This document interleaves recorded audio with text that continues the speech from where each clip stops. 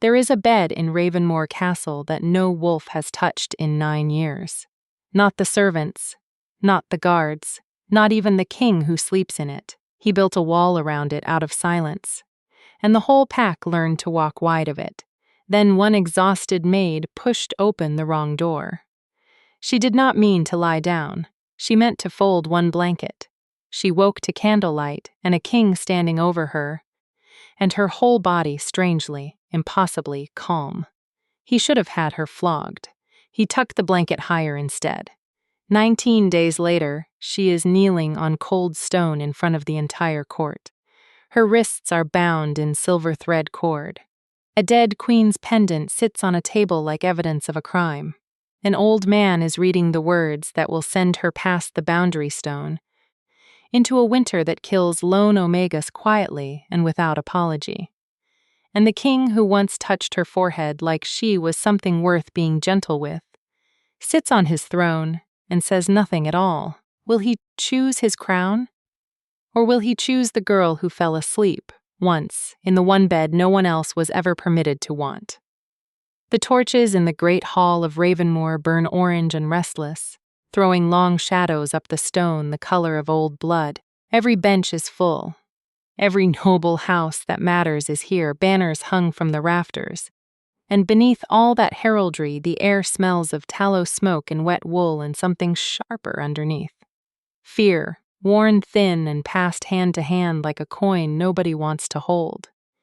Lady Seraphine Valemont stands on the dais in moon-pale silk, her gloved hands folded before her like a woman already crowned. She does not look at the maid kneeling on the floor. She has practiced not looking. Wren Holloway kneels where they put her, knees aching against stone that has not been warm in 100 years. Her wrists are crossed and bound before her. Her golden hair has come loose from its pins, and there is a smear of ash on her jaw that no one has let her wipe away. On the long table beside Elder Thorne sits a moonstone pendant, pale as a held breath, once worn by a queen who has been dead for 2 decades. Elder Merrick Thorne taps his iron signet ring against the tabletop once, twice, the way he always does before he says something he believes is righteous. Theft from the crown, he says, and his voice fills the hall the way cold fills a room, without effort, without hurry. A maid of no house, no claim, no right to what she took. The law of Ravenmoor is not soft on this matter, whatever softness has been shown her elsewhere. His eyes flick once toward the throne. She is sentenced to banishment beyond the boundary stone, before the moon is full again. A ripple moves through the hall, not shock. Something worse, the low, satisfied murmur of people who have been waiting for this. Wren does not cry. She has decided, somewhere between the dawn and this hour, that she will not give them that. She lifts her chin instead, and she looks, not at Thorne, not at Seraphine, in her pale gloves and paler triumph. She looks at the throne. King Cale Ravenmoor sits with both hands gripping the carved arms of his chair. Knuckles gone the color of the stone beneath his feet. The thin silver scar through his left eyebrow catches the torchlight. His thumb moves toward it and stops, as if he has only just remembered that a king is not permitted to look like a man who is afraid. He says nothing. The silence stretches long enough that Wren feels it settle into her bones like cold water. 19 days, she thinks. That is all it took to build something, and to lose it. Cut back. 19 days earlier, before any of this had a name. Wren Holloway had been on her feet since before the sun, and by the time the castle bells rang for the second watch, she had stopped being able to feel her own hands. "You," said Bryn, the head housekeeper, catching her by the sleeve in the corridor outside the royal wing, keys wrapped in cloth so they made no sound at all when she moved. "The west chamber wants turning down. Fresh linens, fire banked low. His Majesty rides in past midnight, and I will not have him come home to a cold room."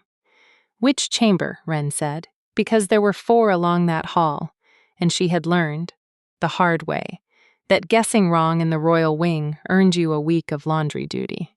"The one at the end," Bryn said, already moving on, already thinking of 6 other things. "Not that one." The one before it. Wren did not hear the second half of that sentence.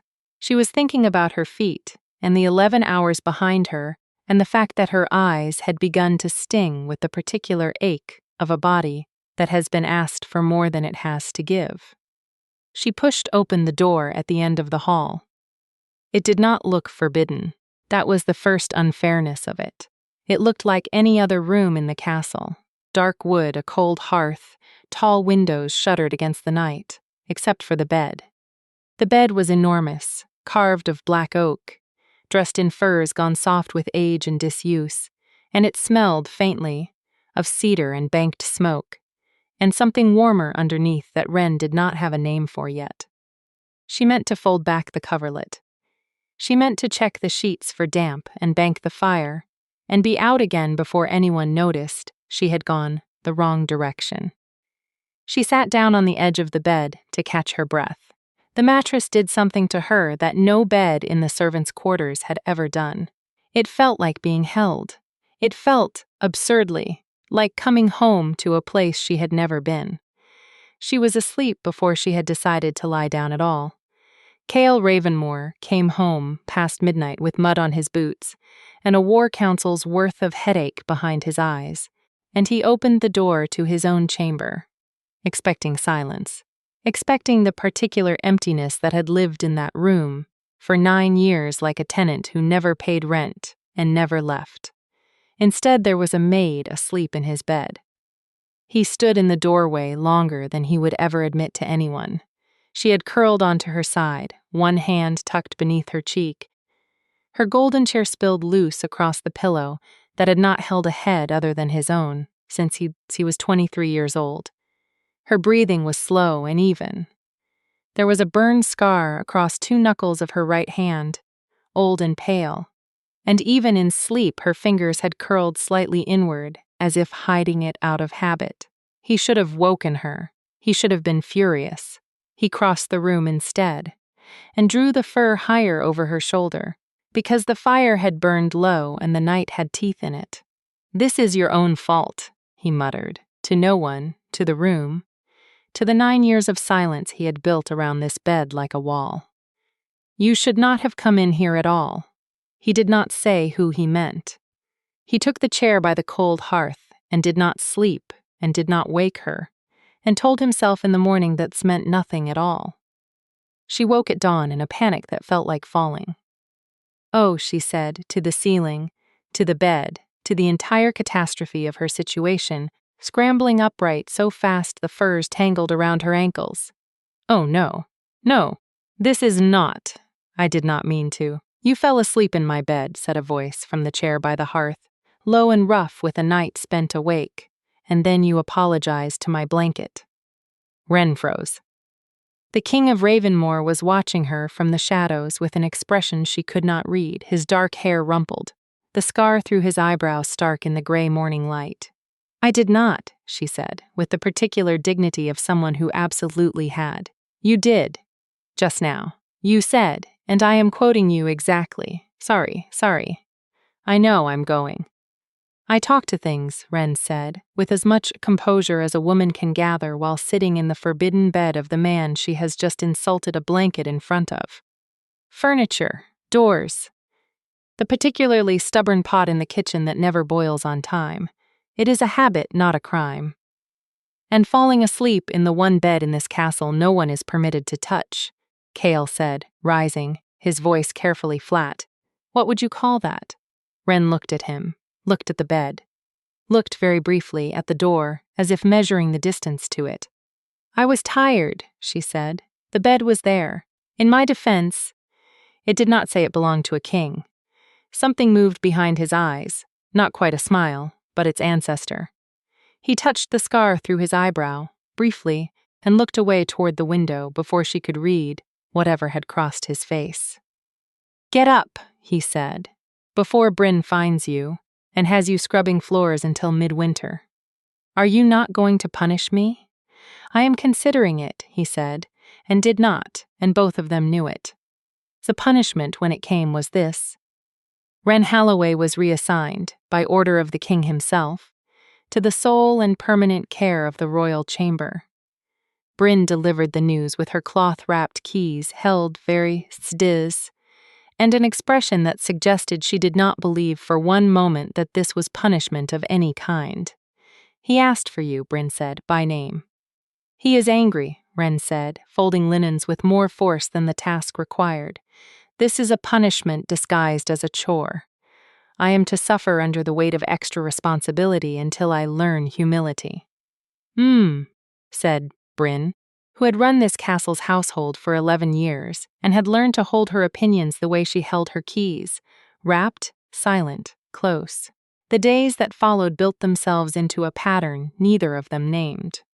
Wren turned down the bed each evening and found, some mornings, that the books on the king's writing table had been moved, not tidied exactly, but touched, as if a man too proud to admit curiosity had picked one up and set it down at a slightly wrong angle. She began leaving small things.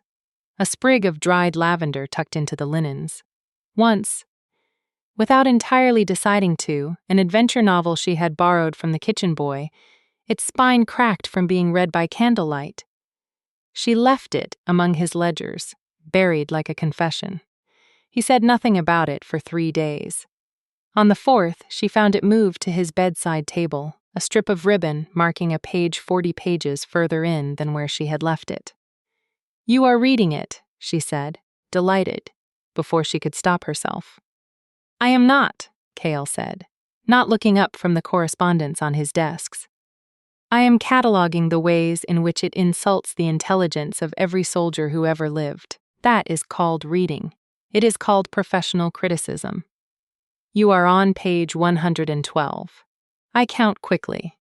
She laughed, a real laugh, startled out of her, and he looked up at the sound of it with an expression he did not seem to know he was making, soft at the edges, in a way that a king's face was not supposed to be allowed to go. That laugh did not last.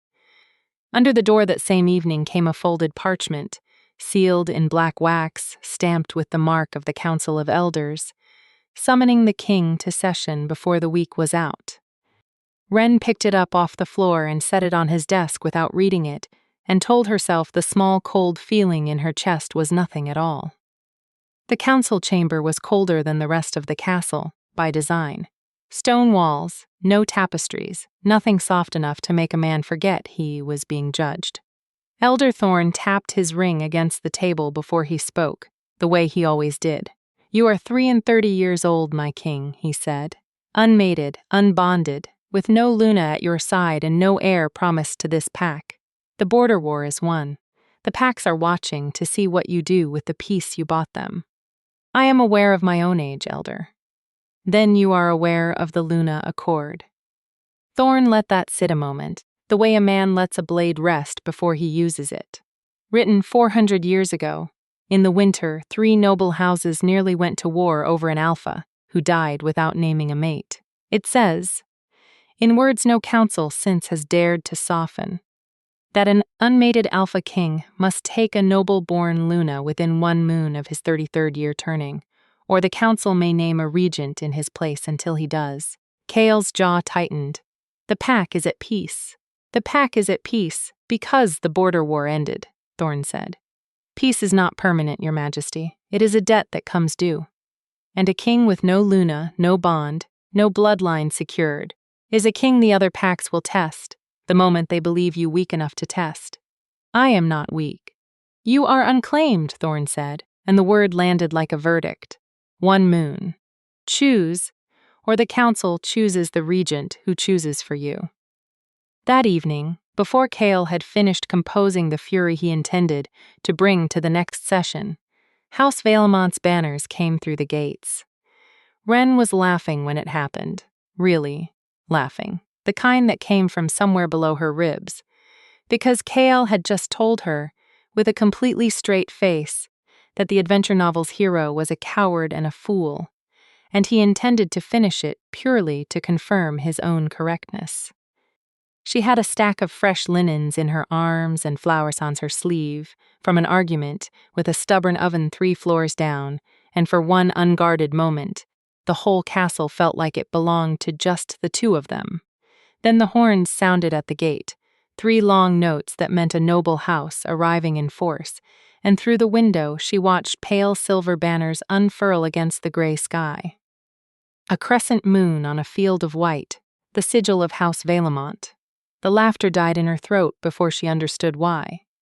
Cale went very still. He touched the scar through his eyebrow. Who? Wren asked. Though some small animal part of her had already guessed the shape of the answer, is that? A noble house, Cale said, come to court a king who has just been told he must marry within the moon. Wren set the linens down very carefully, as if the room might break if she moved too fast. Ah, she said. That. Lady Seraphine Valemont arrived in the great hall like weather, inevitable, expensive, impossible to argue with. She wore silver-white silk and moon-pale gloves that covered her hands to the wrist. Gloves she did not remove even to take Cale's offered hand in greeting, and her smile was the kind trained into a girl from birth, perfectly measured, revealing nothing. Your Majesty, she said. House Valemont offers its congratulations on your victory at the Bibor border and its daughter, for whatever purpose the Council's law requires of her. Lady Seraphine, Cale said, with the careful courtesy of a man who has already decided he does not want what is being offered and cannot yet say so. You are welcome at Ravenmoor. I intend to be more than welcome, Seraphine said, and her gaze moved, briefly, past his shoulder, to where Wren stood near the servants' door, arms full of linens, trying very hard to look like furniture. I intend to be necessary. The look lasted less than a heartbeat. It was long enough. Wren excused herself before anyone could ask her to, and did not examine, in that moment, why her hands had started shaking. Seraphine Valemont learned the layout of Ravenmoor Castle in 3 days. Not the way a guest learns a castle, admiring its halls, but the way a general learns a battlefield, noting every door, every servant's rhythm, every soft place where pressure might be usefully applied. It took her 4 more days to identify the obstacle. It was not political. House Valemont had no rivals worth naming among the noble candidates. The council had all but promised her the crown before she arrived. The obstacle was smaller than that, and stranger, a maid with flower on her sleeve and a laugh that made the king's shoulders drop half an inch, a maid who was reassigned, curiously, permanently, to the one chamber in the castle no servant had touched in 9 years. Seraphine did not ask why. She simply began, quietly, to remove her. Wren found herself reassigned to the laundry rooms 1 week, the kitchens the next, always by some minor official acting, they claimed, on Lady Seraphine's gracious offer to lighten the household's burden during the selection season. Her hours grew longer. Her tasks grew harder. When a porcelain vase, an heirloom of the Ravenmoor line, 400 years old, was found shattered in the East Gallery, the whipper pointed, with suspicious speed, in Wren's direction. Cale dismissed the accusation within the hour, in front of half the household, his voice flat with an authority no one dared question aloud. He did not ask Wren whether she had done it. He did not need to. That should have felt like safety. It felt, instead, like a debt being tallied somewhere out of sight. Seraphine watched the dismissal from the gallery stairs, gloved hands folded, and said nothing at all. She had learned what she needed. The obstacle could not be moved by ordinary means. It would require a better tool than reassignment. It happened on an evening when Wren had the chamber to herself, the fire banked, the king still in council, the castle quiet in that particular way. It went quiet before the moon rose. She had turned down the bed 100 times by now. She had never once thought to ask herself why it still felt the way it had felt the first night, like coming home to somewhere she had never been. She sat on the edge of it, the way she had that very first night, and this time, being tired but not asleep, she let herself notice cedarwood, banked smoke, old leather, worn soft. Underneath all of it, something warmer, something that had no name in any language she had been taught, but that her body recognized the way a hand recognizes a familiar door in the dark. Her fingers stopped moving on the linen. She had smelled it on him, not once, not twice. Every day, for 19 days, standing close enough to hand him a ledger, close enough that the scent had become as ordinary to her as her own name. So ordinary she had never once asked herself why it undid something in her chest each time. She understood all at once, and with a stillness that felt like the moment before a held breath finally releases. The bed had never been an accident. Her body had walked the wrong direction on the worst night of exhaustion in her life and gone, without her permission, without her knowledge, exactly where it belonged. Mate. The word did not arrive gently. It arrived the way truth arrives, total, immovable, already too late to refuse. She did not cry. She sat very still, hands flat on the linen, and thought of Elder Thorne's ring tapping against a table, and of Seraphine's silver banners, and of a council that would tear the North into 3 warring houses, before it accepted an unclaimed Omega maid as a king's fated mate over a noble bride they had already all but crowned. If they knew, she thought, it would not save him. It would only give them a reason to burn him down twice. Once for defying the accord, once for choosing so far beneath his crowns that every noble house in the North would call it an insult worth going to war over. She rose and smoothed the linen flat and closed the door of that thought as quietly and completely as she closed the chamber door behind her. She decided in that moment to say nothing at all. She told herself this was protection. She did not yet understand it was also the beginning of losing him. Seraphine found the flinch 3 days later, in a corridor too narrow for the accident to be anything but true. Kael passed close behind Wren on his way to the council chamber, close enough that his cloak brushed her shoulder, close enough to carry the full weight of cedarwood and banked smoke past her in a single stride.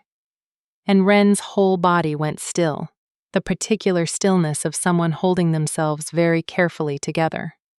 Seraphine, 3 paces behind, watching the way she had learned to watch everything, saw it. She said nothing. She did not need proof of a scent she could not smell herself. She had proof enough in the stillness, in the way the maid's hand had gone, briefly, to cover the old burned scar on her knuckles, a small, unconscious gesture of a woman bracing.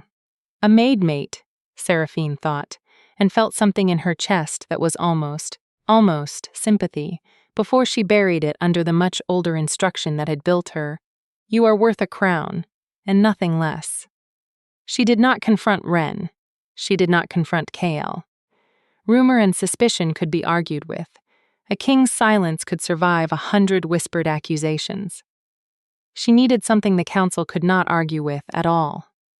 That night, the Queen Mother's moonstone pendant, locked in the royal vault for 2 decades, untouched since the old queen's death, went missing. 3 days later, it was found sewn into the seam of a servant's mattress, in the smallest room off the royal wing, where a maid named Wren Halloway slept. They came for her at dawn, before the household was fully awake, when the light through the narrow windows was still the color of ash. Bryn opened the door to the guards herself, keys in hand, and for the first time in 11 years of service they were not silent. They jingled, sharp and startled, because her hands were shaking too hard to hold them still. "There has been a mistake," Bryn said, standing in the doorway as if her body alone might be enough to stop 4 armed men. "Step aside," said the guard captain, not unkindly, but without room for argument. Wren was already awake. She had been awake most of the night, staring at the ceiling of the small room she had been given after her reassignment, thinking of cedarwood and banked smoke and a decision she had made to protect a man who did not know he needed protecting. She rose when they came for her and did not fight, and watched with a strange, distant calm as they turned her mattress over and drew out the moonstone pendant, pale and damning, from a seam that had not been there the week before. "I did not take this," she said. Her voice did not shake. She was surprised by that, distantly, the way you are surprised by any small mercy in a very bad hour. "Tell it to the council," the guard said, and bound her wrists in silver thread cord and led her out past Bryn, whose keys had gone silent again, because her hands had stopped shaking and gone instead to her mouth, pressed flat against whatever sound wanted to come out of her. The night before, unable to sleep, unable to do anything at all with the growing certainty that something was closing in around her, Wren had sat at the small writing desk in her room and begun a letter. Cale. T, she wrote, and then stopped, because she did not know how to say the rest of it. That she loved him, that the bed had never been an accident, that she was terrified of what the council would do if they ever proved what her body had known from the first night. And so she wrote 3 pages of things she did not mean, careful and distant, and burned the first 2 in the low candle flame, watching the words curl to ash exactly the way she wanted them to. The 3rd page she could not burn. She read it once. She folded it small, smaller than a letter should fold, and she knelt by the cold hearth of her little room and worked one loose stone free from the mortar and slid the page beneath it, and pressed the stone back into place with hands that did not shake until it was done. She told no one it was there. She told herself, closing her eyes that night for what she did not yet know would be her last night in that room, that it did not matter whether anyone ever found it. She was wrong about that. But she would not learn how wrong for many days yet. Cale learned of the arrest an hour after it happened, from a guard captain who would not meet his eyes, and for the length of one held breath he did not move at all. Then he was moving, fast, down the corridor, toward the council chamber where Thorn was already waiting with the pendant laid out on the table like a verdict already written. "Explain this," Cale said, and his voice had an edge to it that made 2 of the younger counselors take an involuntary step back. "There is nothing to explain, Your Majesty," Thorn said, tapping his ring once against the table. "The Queen Mother's pendant found in the mattress of a maid Drit with no house, no claim, and, forgive me, a curious history of proximity to Your Majesty's private chamber. The evidence speaks for itself." "The evidence is convenient," Cale said. "Convenient evidence," arriving 1 week after Lady Seraphine's household took an interest in reassigning her. Thorn's face did not change. "You are the Alpha King of the North, and you would accuse a noble house of House Vailimont's standings, on the eve of your own selection, with no proof beyond your own." He paused, delicately, letting the word choose itself. Attachment to the accused. The word landed exactly where Thorn intended it to land. Cale felt it. He felt, in the same breath, every whispered rumor that had followed him since the night a maid was found asleep in his bed, every glance the noble houses had exchanged, every careful question about whether a king who kept a servant so close could truly be trusted to choose wisely for his pack. He felt the shape of a trap closing, and for one day, one single, costly day. He believed that defending her too loudly would only prove every suspicion true, would hand Thorn exactly the weapon he needed to call for a regent after all. He said nothing in her defense that day. It was the only day that mattered. They brought her before the council the following evening, and it was there, kneeling on the cold stone of the great hall with her wrists bound, and the whole court assembled to watch, that the story folds back into the moment it began with. Thorn's ring tapping the table. The pendant laid out like evidence, the sentence of banishment read aloud, in a voice that filled the hall like winter, filling an unlit room. Wren was given the chance to speak in her own defense. She used it to say nothing at all about the one truth that might have saved her.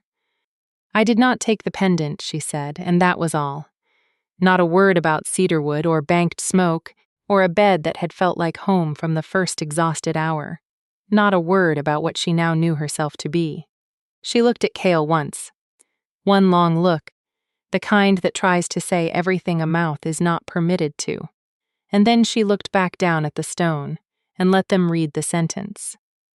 Cale sat on his throne with both hands gripping the carved arms, and said nothing. And the silence cost more than either of them yet understood. The morning of the banishment came in thin and gray, with snow already beginning to fall in the kind of soft, relentless way that promises a long winter rather than a short storm.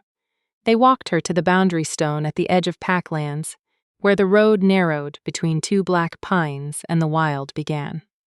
The place where every banished wolf in Ravenmoor's history had crossed, alone, into whatever the forest decided to make of them. Wren wore a cloak too thin for the cold, her wrists still bound, her golden hair collecting a fine dusting of snow she could not lift a hand to brush away. She did not speak. She had decided somewhere in the long walk from the castle, nothing left to say that would not make this harder for both of them. At the stone, the guards untied her wrists. A small mercy, the last one the law allowed her, and stepped back, because past this line she belonged to the winter and not to Ravenmoor. She turned once and looked back at the towers of the only home she had known since she was 14 years old, gray against a grayer sky, and somewhere in one of those towers a king she loved and would never see again sat with his crown and his silence and his choice already made. She stepped across the stone. The pull hit Cale like a blow to the chest. He was in the council chamber when it happened, mid-sentence, arguing some point of law with Thorn that would not matter in an hour, and then the world simply tore. Something in him that had been quiet for 9 years, quiet since before he was crowned, woke up all at once and screamed a single fact his mind had refused, for 19 days, to let itself understand. She is leaving. She is leaving, and she is mine, and I let her go. He did not remember standing. He did not remember the ride, only fragments of it after. The horse beneath him going faster than any horse should be asked to go. The snow stinging his face. The Packlands blurring past in streaks of white and black, and underneath all of it one word, over and over, in a voice that was not quite his own. Mate. Mate. Mate. He reached the boundary stone as she was 3 steps past it, already smaller against the white, already beginning to disappear into the tree line the way every banished wolf before her had disappeared. Wren. She turned. Snow had gathered in her hair, on her lashes, and her face, when she saw him, did something complicated. Hope and fear and a terrible, exhausted relief all arriving at once. He crossed the stone himself. A king was not banished, a king could cross freely, and he did, closing the distance in a dozen long strides, and unclasped his own royal cloak, heavy with the crest of Ravenmoor, and swept it around her shoulders before either of them had said another word. You should not have let me leave, she said, and her voice broke on the last word, the first crack in 19 days of careful composure. I know, he said, I know. I am done being a fool about it. He did not kiss her there. He held her instead, in the falling snow, at the edge of everything, and let that be enough for now. Because there was still a hall full of people who needed to hear what he had understood too late, and a law that needed answering, and a truth that had waited 19 days and one terrible night to be spoken aloud. He rode back with her before him on the saddle, his cloak wrapped around her, and did not stop at the gates of Ravenmoor. He rode straight into the great hall itself, snow still on his shoulders, and the whole court turned to watch a king carry a condemned maid back through the doors she had been marched out of. Thorn rose from his seat, Ring already lifting to tap the table, already composing the objection. Your Majesty, the sentence was lawful. Read your law again, Elder, Cale said, and his voice filled the hall the way it had never filled it before. Not with the careful control of a man protecting his crown, but with something rawer, truer. A king finally willing to be seen. Then tell me which came first, your ink or the moon. I do not take your meaning. The Luna Accord is 400 years old, Cale said. The mate bond is older than this castle, older than this pack, older than the first king who ever wore this crown. Your law exists to protect the North from an alpha who dies unbonded and leaves chaos behind him. I am not unbonded, Elder. I have been bonded for 19 days and too much of a fool to admit it even to myself. A murmur went through the hall like wind through dry grass. "This is a maid," Thorn said, and for the first time there was something less than certainty in his voice. "No house, no. Bryn," Cale said. The head housekeeper stepped forward from where she had been standing near the servant's door. Keys wrapped and silent in her hand, and for the first time in 11 years of quiet service, she spoke in front of the entire court. "I saw Lady Seraphine's handmaid enter the servants' quarters the night before the pendant was found," Bryn said, her voice steady despite the shaking in her hands. "The girl wears silver-white gloves beneath her sleeves. House Vailmont's mark, same as the courier seal on the vault log the night the pendant went missing. I did not think it my place to speak before now. I am making it my place today." Every eye in the hall turned toward Seraphine. She stood very still on the dais, moon-pale and poised, and for one long moment it seemed she might simply deny it, smooth and untouchable as she had been every day since her banners came through the gate. Instead, something in her face gave way. "I was taught I am worth a crown," she said, and her voice, for the first time anyone in that hall had heard, was not measured at all. Nothing less. "From the day I could walk, my house told me my only value was the throne I secured for it. What did you expect me to do? Lose to a maid? Lose everything I was ever permitted to want? For a bond no one could even prove?" No one answered her. The silence that followed was not triumphant. It held, instead, the particular ache of watching someone finally say the truest thing they have ever said, too late for it to save them. Elder Thorn stood very still for a long moment, his ring silent in his hand for the first time in the whole proceeding. "The law is the law," he said, but the certainty had gone out of it, replaced by something closer to a man reciting scripture he had begun, quietly, to doubt. "Then honor the older one," Cale said. "The accord itself says a fated bond, once proven, outranks any noble claim the council can raise. You wrote that clause into the law yourselves 400 years ago. Because even the men who feared chaos most could not bring themselves to write a law that denied the moon's own choice. Deny it now, Elder, and you are not honoring your law. You are burying it."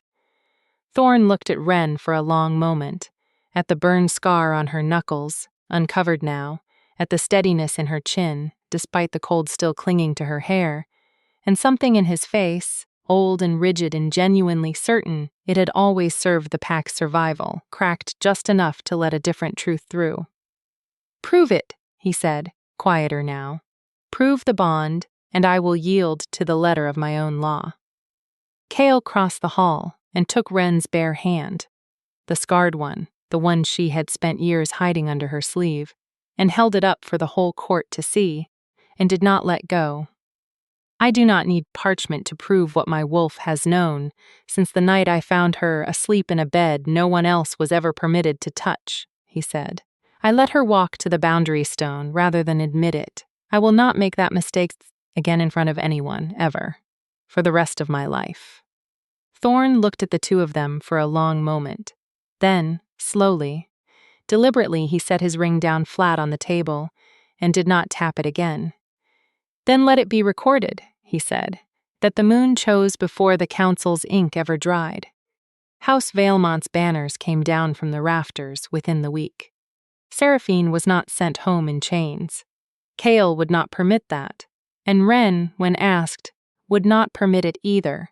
There was no triumph in her, watching a woman broken by a lifetime of being told her worth had a ceiling, only a tired, complicated pity she did not fully understand herself. She was sent home released instead. From the betrothal, from the selection, from the market her house had built around her since birth. It was not mercy exactly. It was harder than mercy. She would go home to a house that had one use for her and no longer had it, and would have to learn, for the first time in 26 years, what she was worth without a crown attached to her name. No one in that hall envied her the learning. Ravenmoor settled slowly back into itself, the way a lake settles after a stone is thrown, rings widening, then stilling, then finally, quietly, calm. The chamber at the end of the hall no longer needed a door closed against it. Word had traveled through the castle the way word always travels, faster than any decree. The bed that no wolf dared touch for 9 years now belonged, entirely and by choice, to the maid who had once fallen asleep in it by accident. It was Kale who remembered the letter. He found Wren in her old room, the small one off the royal wing, gathering the last of her things. Not out of any need, only because she was the sort of person who liked to finish what she started properly, even an ending as strange as this one. "There is a stone loose in this hearth," he said, kneeling by it. "I noticed it the first week you slept here. I never asked you about it." Wren went very still, the way she had gone still that evening with the linen beneath her hands. Cedarwood and Smoke finally understood. "You should not," she started and then did not finish because he had already worked the stone free and drawn out the small, folded page that had waited there through arrest and trial, and exile and return. He unfolded it carefully. The way you unfold something you already suspect will matter more than most things you have ever read, and he read it aloud, his voice rougher than he meant it to be. "If you are reading this, it means I was not brave enough to say it while I still had the chance.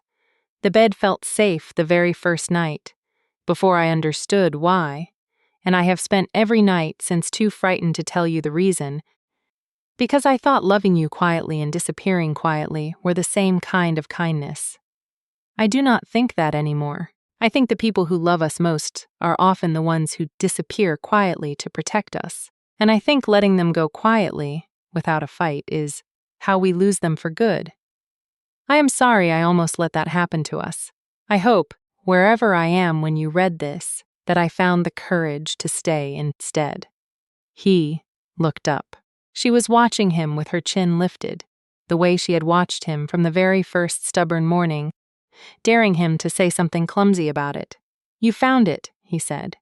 "I stayed," she said. He crossed the small distance between them and kissed her, one kiss, unhurried, the first either of them had allowed themselves.